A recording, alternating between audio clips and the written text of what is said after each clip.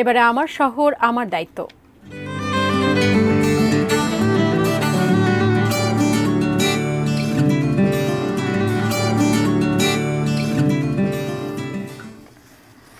পূর্ব ঘোষিত ৬ ঘণ্টার শতভাগ কোরবানির বর্জ্য অপসারণের দাবি করছে ডিএনসিসি। তাদের ৫৪টি ওয়ার্ডে শতভাগ কোরবানির বর্জ্য অপসারণ করা হয়েছে বলে জানান তারা। তার সরেজমিনে দেখতে গুলশানে আছেন আমাদের সহকর্মী আমিনুল ইসলাম। সরাসরি যুক্ত হচ্ছি তার সঙ্গে। আমিনুল, কি অবস্থা জানাবেন? গতকাল তো কোরবানির ঈদে কোরবানি করা হয়েছে এবং কোরবানির বর্জ্য অপসারণে আজ কি চিত্র দেখতে পাচ্ছেন?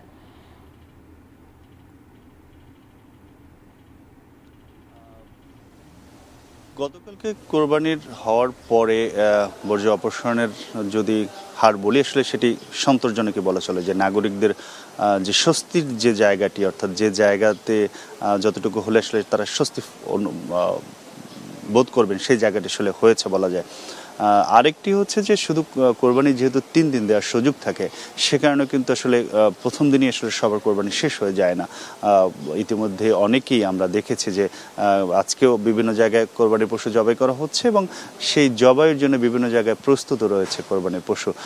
যেমনটি আসলে এই জায়গাতে আমরা দেখছি যে পশু এখানে রয়েছেন, অর্থাৎ এখানেও কোরবানি করার জন্য আজকেও প্রস্তুতি রয়েছে তাদের। সেই আজকে আবার নতুন করে কোরবানি দেওয়ার কারণে আসলে নতুন বর্জ্য তৈরি হবে, সেটি আবার নতুন করে সেই পরিষ্কারের কাজটি করতে হবে।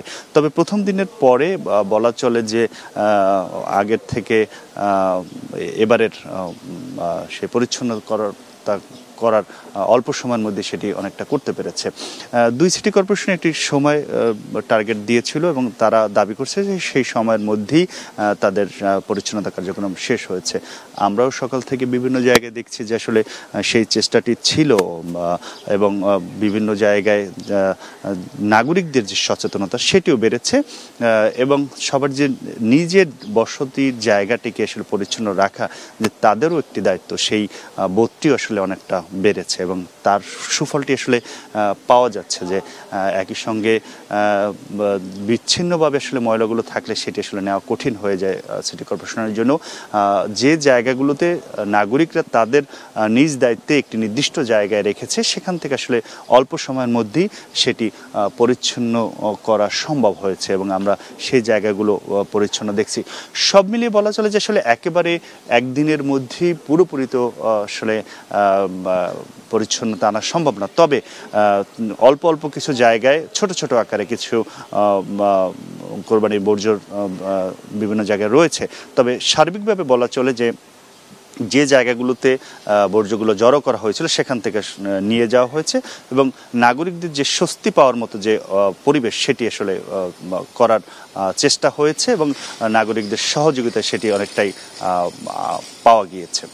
তো এই ছিল আমার কাছে বর্জ্য ব্যবস্থাপনার পরিস্থিতি।